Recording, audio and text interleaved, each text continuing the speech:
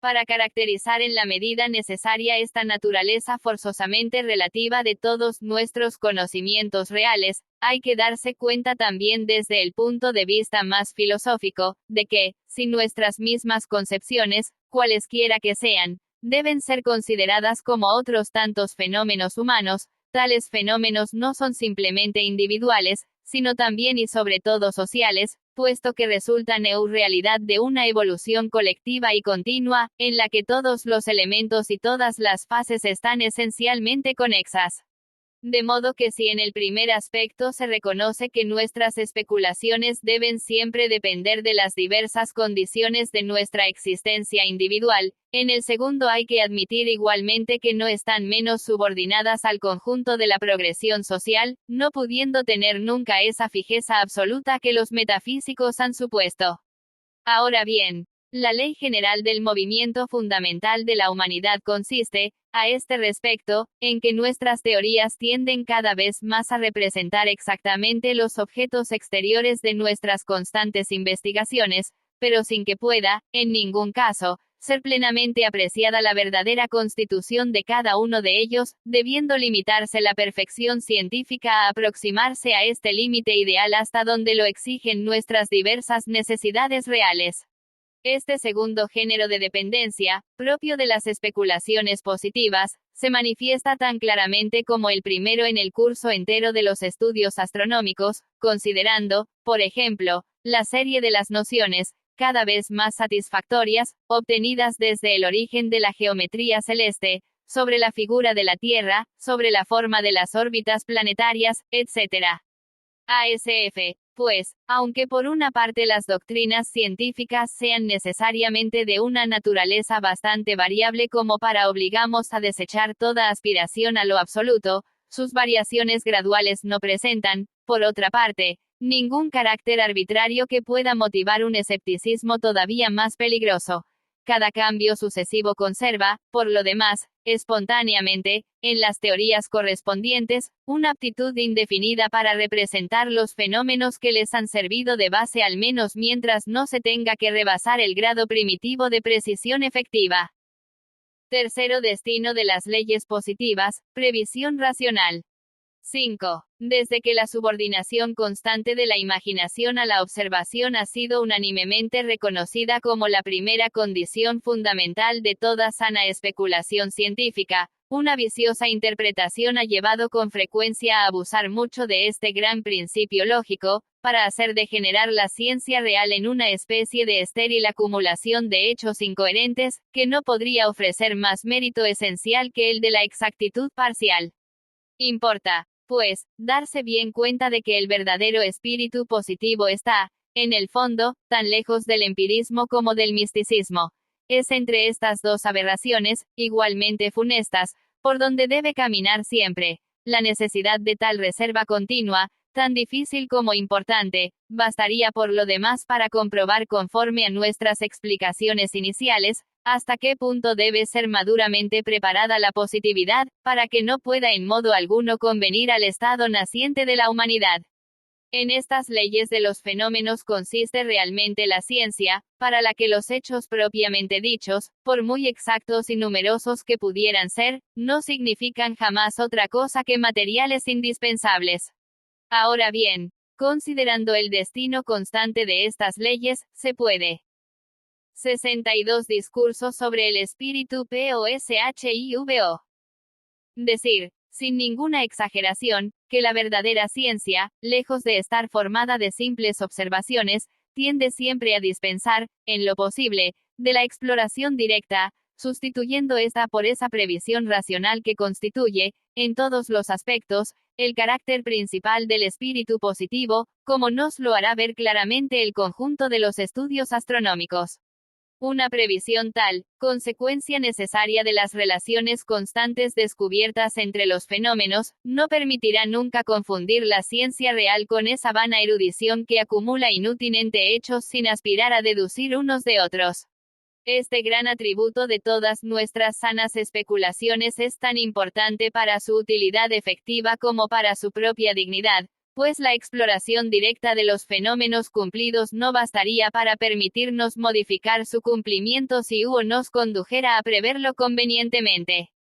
De suerte que el verdadero espíritu positivo consiste, sobre todo, en ver para prever, en estudiar lo que es para deducir lo que será, según el dogma general de la invariabilidad de las leyes naturales. 2. 4 grados extensión universal del dogma fundamental de la invariabilidad de las leyes naturales.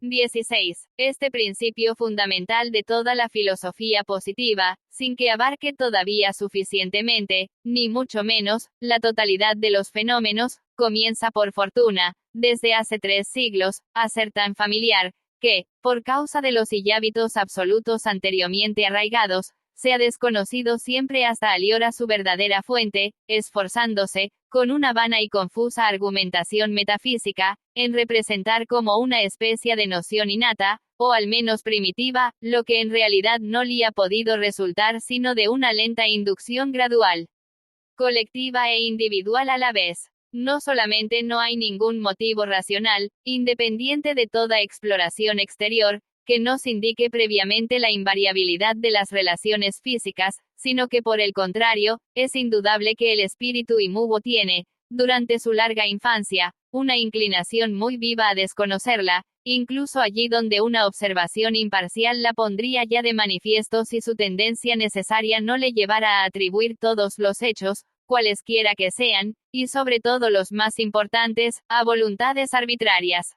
En cada orden de fenómenos li hay, sin duda, algunos lo bastante simples y lo bastante familiares para que su observación espontánea haya sugerido siempre el sentimiento confuso e incoherente de una cierta regularidad secundaria, de suerte que el punto de vista puramente teológico no ha podido nunca ser rigurosamente universal.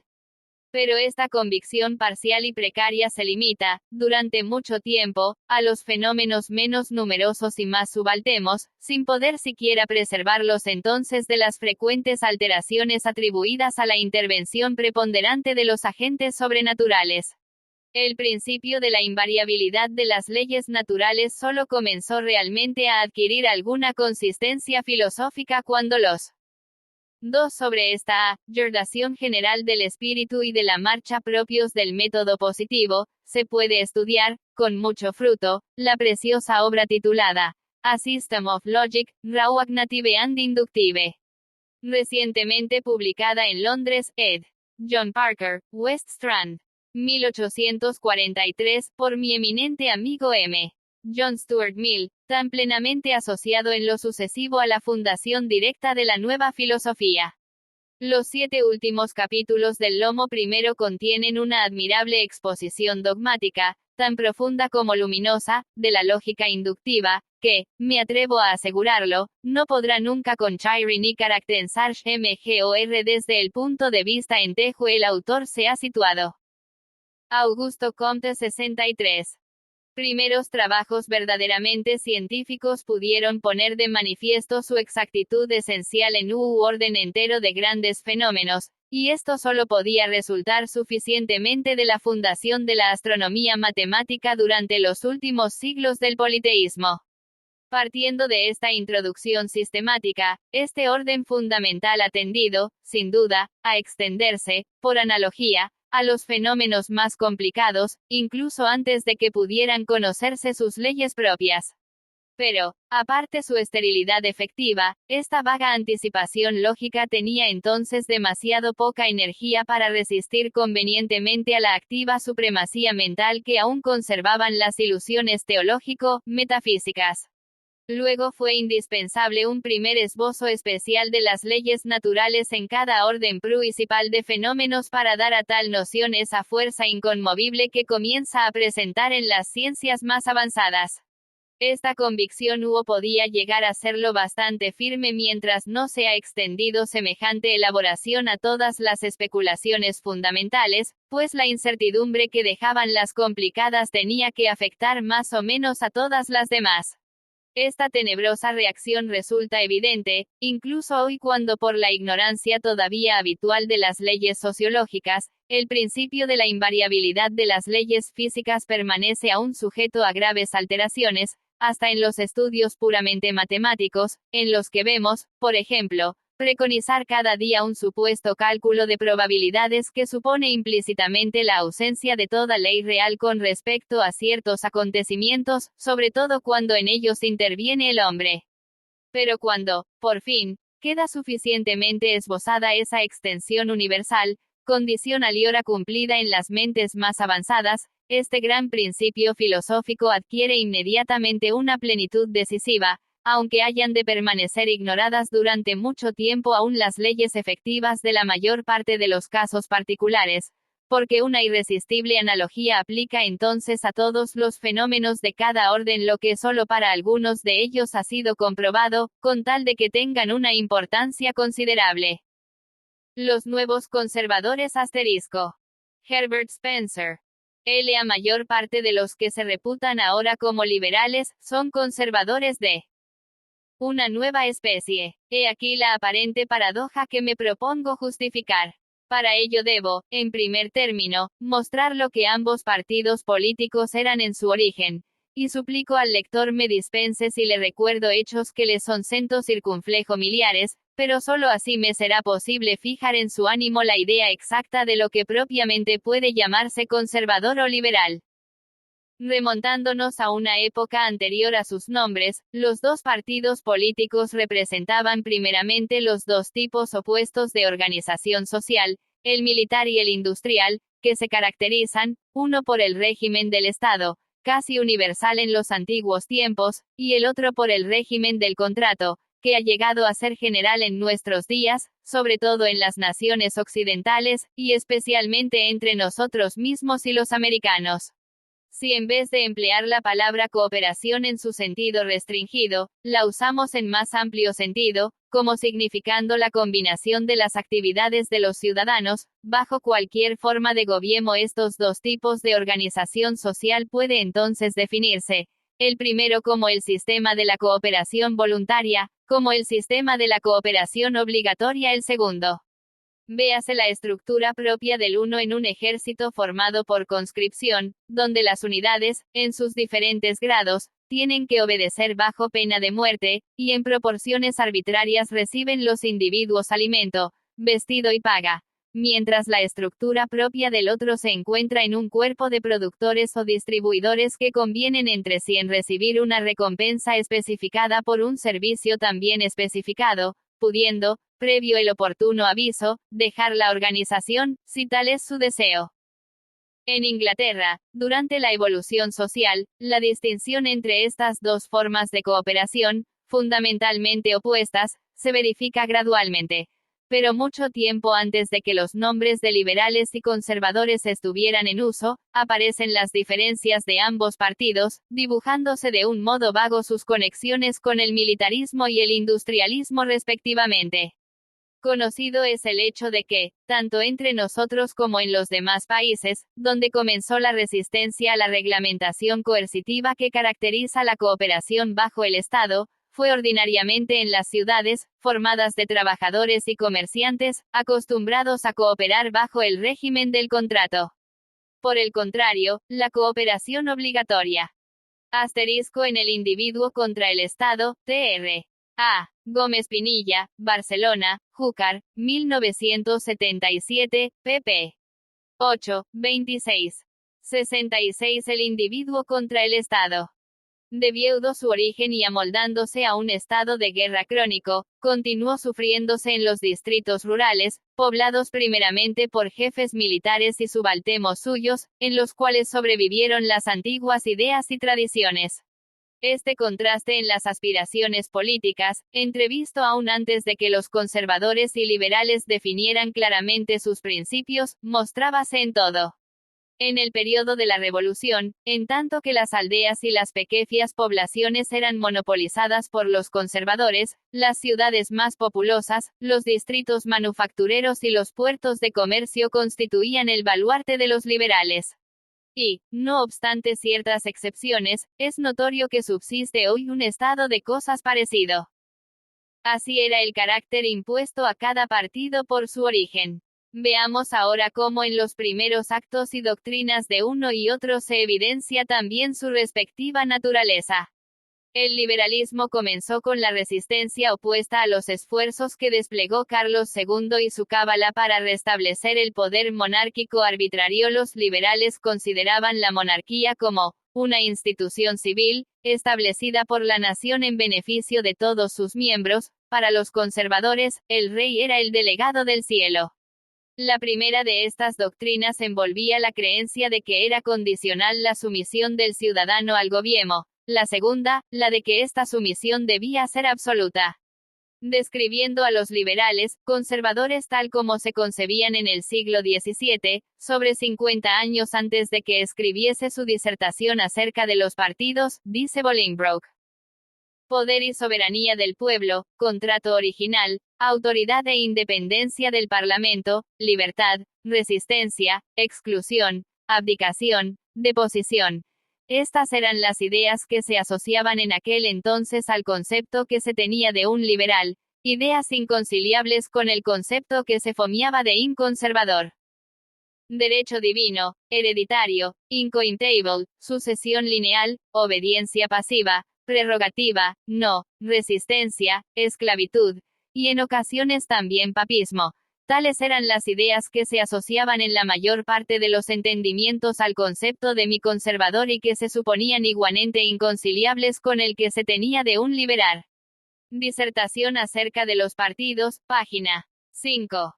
Comparando estas descripciones, vemos que en un partido existía el deseo de contrarrestar y aminorar el poder coercitivo del gobierno sobre los ciudadanos, y en el otro el de mantener y aumentar dicho poder. Esta distinción en las aspiraciones de los dos partidos, que excede de significación e importancia a cualquiera otra, se manifiesta en las primeras empresas que acometieron. Los principios de los liberales constaron en el acta del habeas corpus y en la medida por la cual se declaró a los jueces independientes de la corona, la repulsa del bill de no resistencia, que imponía a los legisladores y funcionarios el juramento de no resistir al rey por las armas en ningún caso, y finalmente en el bill de derechos, encaminado a garantizar la seguridad y libertad de los súbditos contra las agresiones de la monarquía. Descúbrese en todos estos actos la misma naturaleza intrínseca, por ello se restringe el principio de la cooperación obligatoria y se alienta el de la cooperación voluntaria.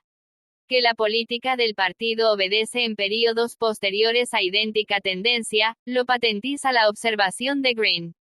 Referente a la época de la dominación de los liberales que siguió a la muerte de la reina Ana. IERBCRT Spencer 67.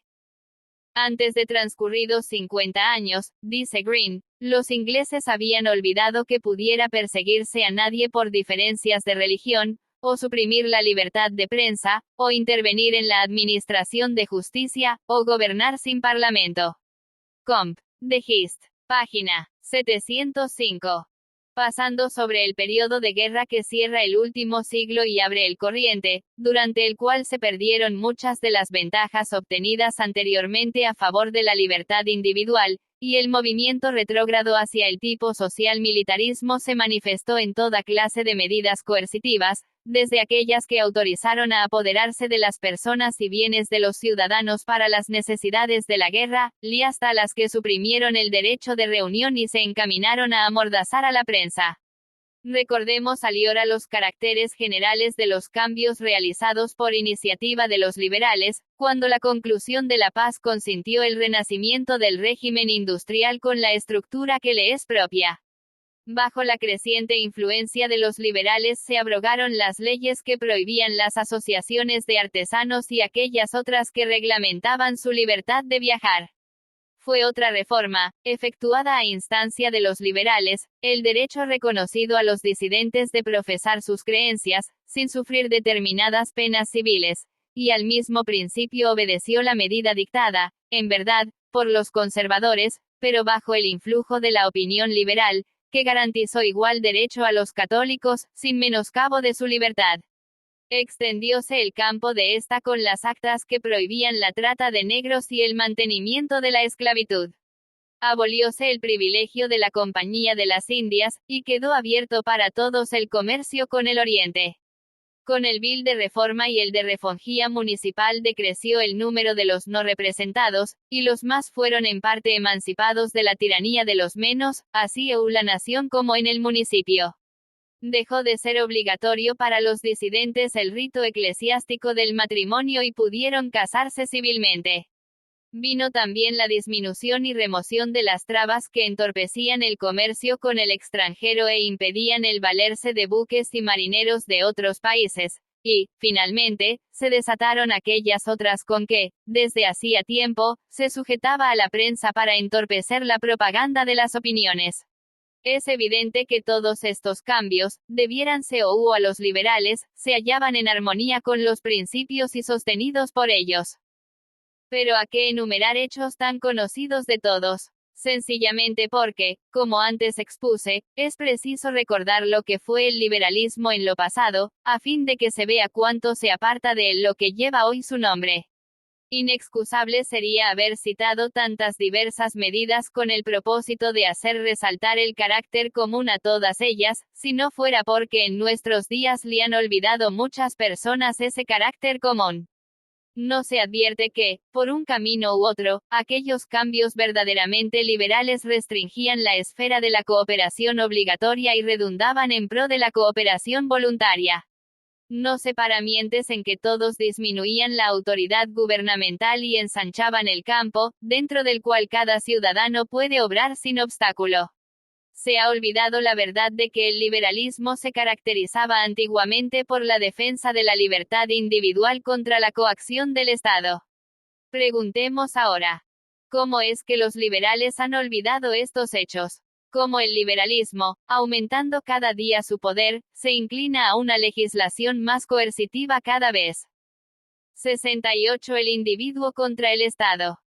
¿Cómo es que, ya directamente por medio de sus propias mayorías, ya indirectamente, prestando su concurso a las mayorías de sus adversarios, se arrogan los liberales cada vez en mayor escala el derecho de dirigir las acciones de los ciudadanos, restringiendo, por lo tanto, la esfera dentro de la cual son libres las acciones individuales? ¿Cómo puede explicarse el predominio de esta confusión de ideas, que, persiguiendo aparentemente el bien público, les ha llevado a invertir el método con que en los tiempos pasados cumplieron ese mismo bien? Este inconsciente cambio de ideas, tan incomprensible como a primera vista parece, veremos que se ha producido de un modo completamente natural. Conocido el criterio sintético que prevalece en las cuestiones políticas, y dadas las condiciones existentes, no se debía esperar otra cosa. Para aclarar este concepto se necesitan algunas explicaciones preliminares. Cualquiera que sea su lugar o la escala de la vida, la inteligencia progresa en todos los seres por actos de diferenciación, y esto mismo se verifica en los hombres, desde el más ignorante al más instruido. Clasificar debidamente, esto es, colocar en el mismo grupo cosas que son esencialmente idénticas, y en grupos distintos las que son esencialmente diferentes, es la condición fundamental de una buena norma de conducta. Comenzando por la visión rudimentaria, que se limita a indicar el paso de algún cuerpo opaco como percibimos la sombra producida por una mano colocada delante de los ojos, con estos cerrados y vueltos hacia la ventana, dándonos cuenta de que algo se mueve ante nosotros, se llega poco a poco a la visión desarrollada, que por la exacta apreciación de las formas, colores y movimientos, permite distinguir a gran distancia la presa o el enemigo y pone en condiciones de perfeccionar la conducta para asegurarse el alimento o escapar a la muerte. Esta percepción progresiva de las diferencias y la mayor exactitud de las clasificaciones que resulta de ella, constituye, bajo uno de sus importantes aspectos, el desenvolvimiento de la inteligencia, y se observa también ahí pasar de la visión material relativamente simple, a la visión intelectual, relativamente compleja, mediante la cual podemos clasificar con mayor acierto, y atendiendo a su estructura o naturaleza intrínseca cosas agrupadas antes según ciertas semejanzas exteriores o ciertas circunstancias extrínsecas. La visión intelectual o desenvuelta discierne tan mal y se engaña tanto en sus clasificaciones, como la visión física imperfecta. Como ejemplo, citaremos la división primitiva de las plantas en árboles, arbustos y hierbas, a que servía de norma el carácter más visible, la altura, y que reunía muchas plantas, esencialmente distintas, separando otras de la familia, o mejor todavía la clasificación popular que comprende bajo el mismo nombre los peces y las cónclias, incluye en estas últimas los moluscos y los crustáceos y llega hasta mirar como peces a los cetáceos. Sea a causa de la semejanza en su manera de vivir, como habitantes del agua, o por hallarles sabor parecido, seres más desemejantes entre sí por su naturaleza que un pez y un ave se han agrupado en la misma clase y en la misma subclase. La veidad general, aclarada con los anteriores ejemplos, se aplica a las más elevadas esferas de la visión intelectual, que recae sobre cosas inaccesibles a los sentidos, tales como las instituciones y las medidas políticas, pues aquí también, de una facultad intelectual inadecuada o de una cultura incompleta, o de ambas causas a la par, resultan erróneas clasificaciones y, por consiguiente, conclusiones erróneas. En rigor. Herbert Spencer 69. La probabilidad de equivocarse es aquí mucho mayor, puesto que los objetos que son de exclusivo dominio de la inteligencia se prestan más difícilmente al examen. No se puede tocar ni ver una institución política, solo es posible conocerla por un esfuerzo de la imaginación creadora.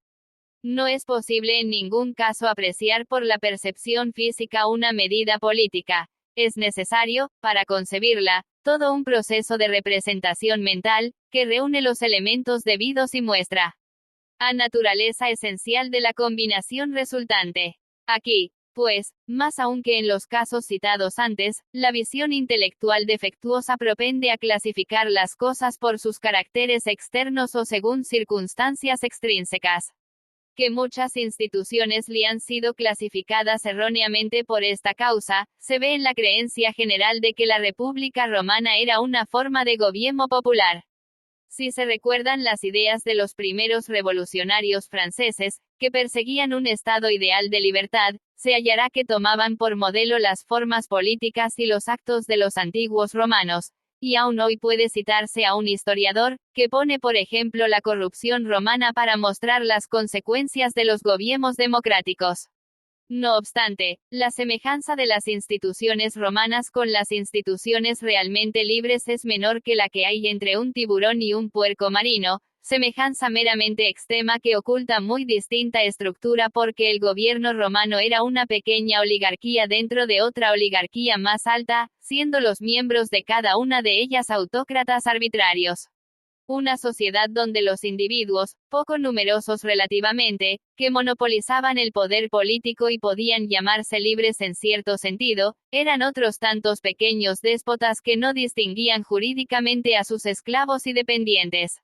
Y aun a su familia, de las bestias de su propiedad, estuvo, por su naturaleza intrínseca, más próxima a un despotismo vulgar que a un cuerpo de ciudadanos políticamente iguales. Ahora entremos en la cuestión especial que nos ocupa. Podemos ya comprender el género de confusión en que se ha perdido el liberalismo, así como el origen de esas erróneas clasificaciones de las medidas políticas, cuyas clasificaciones obedecen, como ya veremos, a caracteres extremos muy salientes y no a la naturaleza intrínseca de las cosas.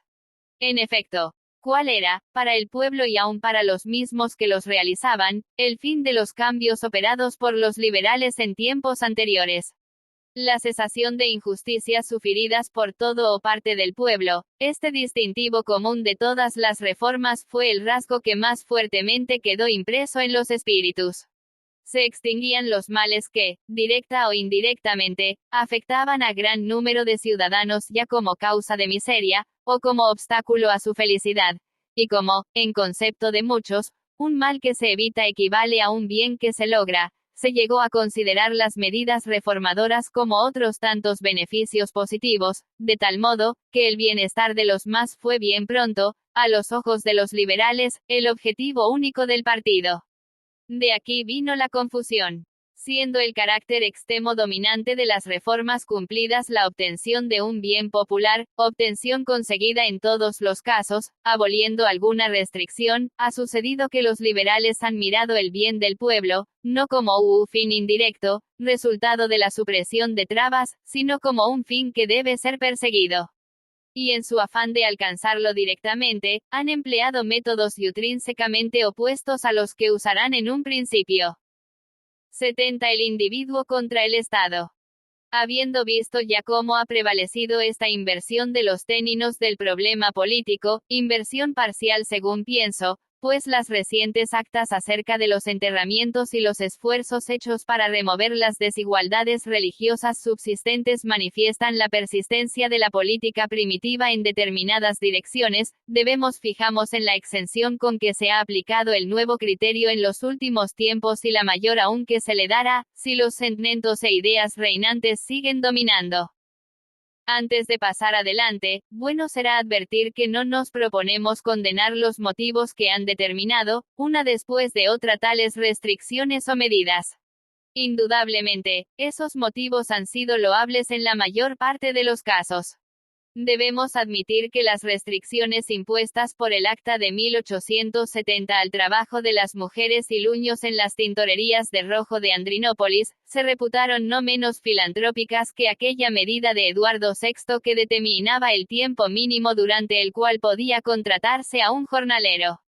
Sin disputa, el Acta de 1880, relativa al suministro de semillas en Irlanda, que permite a los administradores municipales comprar semillas para los labradores pobres y les autoriza a inspeccionar si se le han sembrado debidamente, se originó en un deseo del bien político no inferior de que revela el Acta de 1533, que prescribía el número de cameros que había de criar un terrateniente, o la de 1587, referente a la reconstrucción de las fincas rústicas miñosas. Nadie podrá dudar que las medidas de estos últimos años, encaminadas a restringir la venta de las bebidas espirituosas, obedecen a consideraciones de moral pública, de igual modo que las dictadas en lo antiguo para cortar los males del lujo, como cuando en el siglo XIV se puso trabas a la libertad en la comida y en el vestido. Todos comprenderán que los edictos dados bajo Enrique Buy, prohibiendo a las clases inferiores jugar a los dados, naipes, bochas, etc., se inspiraban en móviles tan favorables al bien general, como las recientes leyes relativas a los juegos de azar. Pero aún hay más. No me propongo aliora poner en duda la sabiduría de esas injerencias modernas que liberales y conservadores multiplican a porfía, como tampoco pretendo discutir la sabiduría de aquellas otras injerencias antiguas, a las cuales se parecen en tantos casos. No me propongo examinar aquí si las precauciones tomadas últimamente para preservar la vida de los marineros son o no más juiciosas que la medida radical escocesa del mediados del siglo XV, por la cual quedaba prohibido a los capitanes de los buques hacerse a la mar durante el invierno. Por el momento, no trataremos a fondo la cuestión de si hay más derecho para conceder a los empleados de la policía sanitaria la facultad de visitar ciertas casas, a fin de ver si se encuentran ellas alimentos en mal estado, que el que hubo para imponer a los posaderos de los puertos el juramento de que registrarían a sus huéspedes, a fin de prevenir la exportación de la moneda. Admitimos que la disposición legislativa que prohíbe al propietario de un bote tomar a pupilo gratuitamente a los hijos de los barqueros, es tan razonable como los privilegios concedidos a los artesanos por diferentes actas, en virtud de las cuales, ningún manufacturero podía establecerse a más de 10 millas de la bolsa real.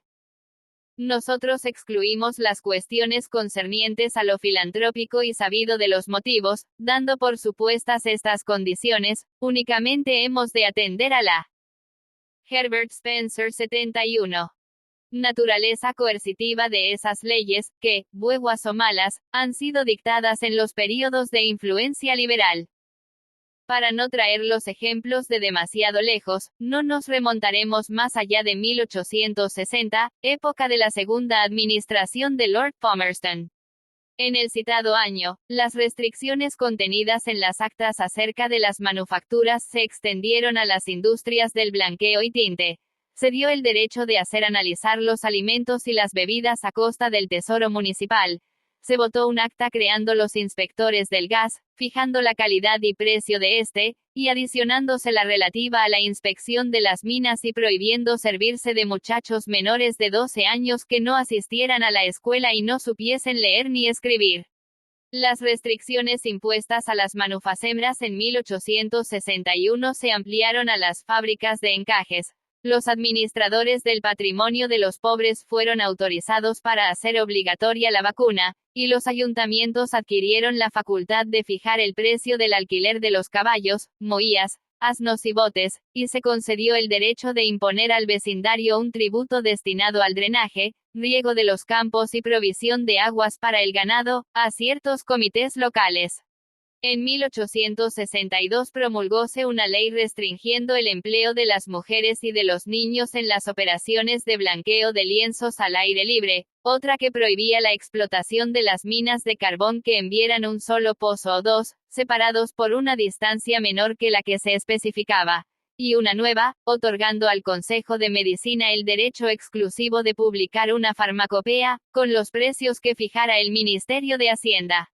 La vacuna se declaró obligatoria en 1863. En Escocia e Irlanda, se autorizó a ciertos ayuntamientos para contratar empréstitos, pagaderos por medio de contribuciones locales. Se concedieron facultades a las autoridades municipales para que se apropiasen los terrenos abandonados y que pudieran contribuir al embellecimiento de la población, pudiendo imponer nuevos tributos a los habitantes para su entretenimiento. Enseguida vino la ley relativa a las panaderías, que, después de señalar la edad mínima de los encargados de ciertos trabajos, prescribe el blanqueo periódico, 3 capas de color en la pintura y la limpieza con agua caliente y jabón, una vez a lo menos cada 6 meses, y otra al poco tiempo, por la que un magistrado puede decidir acerca del buen o mal estado de los alimentos que le presenten los inspectores. Entre las leyes coercitivas que datan de 1864, podemos citar la extensión del acta referente a las manufacturas a diferentes industrias, ciertos reglamentos para la limpieza y ventilación y la prohibición impuesta a los trabajadores de las fábricas de fósforos de tomar su alimento en otra parte que en los talleres de cortar la madera. También corresponden a dicho año una ley concerniente al deshollinamiento de las chimeneas, otro que reglamenta la venta de la cerveza en Irlanda, otra que dispone el ensayo previo de los cables y las áncoras, otra adicional a la de obras públicas de 1863, y una nueva que tiende a impedir la propagación de algunas enfermedades, y da a la policía facultades que anulan para cierta clase de mujeres las garantías de la libertad individual establecidas en anteriores épocas. En el año 1865 se dio acta para el alojamiento y asistencia de los viajeros pobres a expensas de los contribuyentes, otra reglamentando el modo de extinguir los incendios en Londres, y para la clausura de las tabernas. Más adelante, en 1866, bajo el ministerio de Lord Home Russell, debemos citar la ley que dictamina acerca de los cobertizos para el ganado, y confiere a las autoridades municipales en Escocia el 72 el individuo contra el Estado. Derecho de inspeccionar las condiciones higiénicas del local y fijar el número de cabezas que pueden alojarse en él, la que obliga a los plantadores de lúpulo a indicar en las balas el año de la recolección, la procedencia y el peso exacto, pudiendo verificarse estos extremos por la policía. La que facilita la construcción de casas de vecindad en Irlanda y reglamenta el número de inquilinos. La de salubridad pública, que dispone el registro de las casas de huéspedes limitando el número de sus habitantes y adoptando medidas para su limpieza. Y, la ley referente a las bibliotecas públicas, por la cual puede una mayoría local obligar a la minoría a la compra de los libros que necesite. Examinado ahora la legislación puesta en vigor bajo el primer ministerio de Gladstone, tenemos el establecimiento del telégrafo oficial y la prohibición de enviar despachos por conducto de otras agencias en 1869. El poder conferido a un ministro de reglamentar los medios de transporte en Londres. Nuevas restricciones para impedir la propagación de las epizootias. Una ley relativa a las cervecerías, y otra para la conservación de las aves marítimas, que dará por resultado la destrucción más rápida de los peces.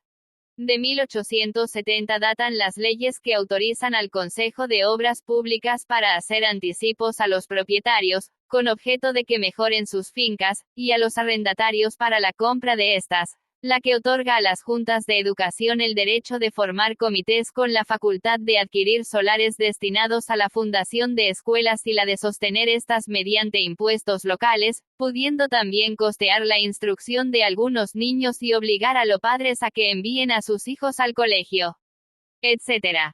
Y otra referente a los talleres y manufacturas, creando nuevas restricciones, entre ellas las relativas al empleo de las mujeres y los niños en los trabajos de conserva de frutas y salazón del pescado.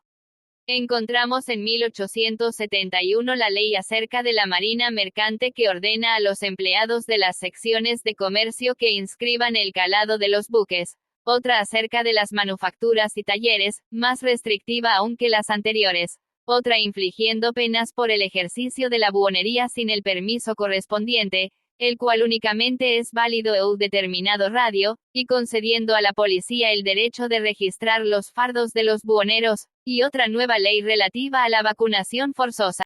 Quiero agradecerle a todos los que están apoyando este canal. Si desean contribuir con una